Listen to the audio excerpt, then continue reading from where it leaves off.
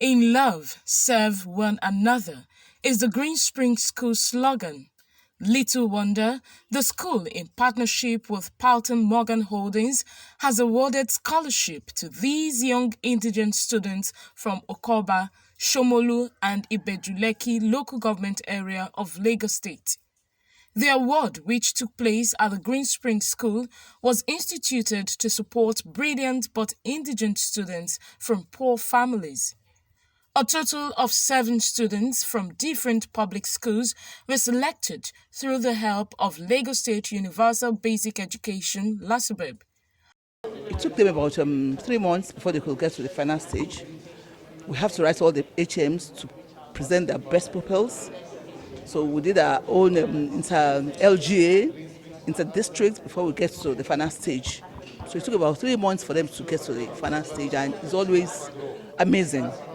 Basically, I'm happy we can see private sectors coming up to adopt our pupils, especially from vulnerable homes.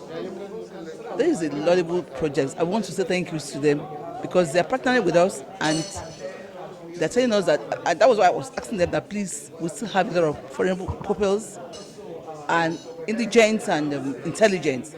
They should please come over and do more for us.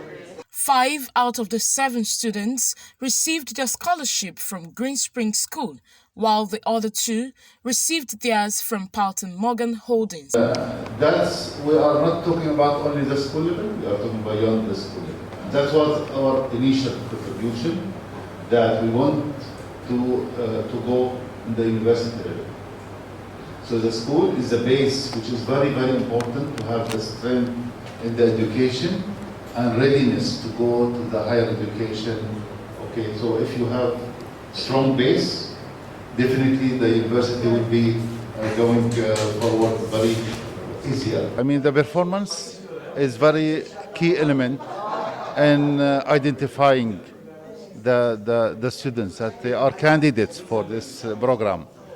They should be the top performer in different schools, and we will select, we'll have interviews with them, and we'll select the best of them to give them opportunity. I mean, a dream of to be, sponsored by a company that they care about the society, care about the life of the people, and what they can be to in the future, so that they contribute in building society, building the country that we have. The beneficiaries, as well as their parents, in appreciation, could not contain their joy. Something like person sleep and dream. I thank the owner of the school and Mrs. Kuiki. Everybody, as this thing happens, I pray that God will continue bless you, continue give them wisdom, knowledge, and understanding. I want to thank Ms. Kuiki for giving us the scholarship, and God will bless you, and God will bless your children in Jesus' name. Before being here, there's nothing that I don't like here. I'm just enjoying this place. It has been good in Greenspring. I've been enjoying my life. I've been enjoying my experience. Everything has been good. I've never suffered in Greenspring. I've been eating anything I want.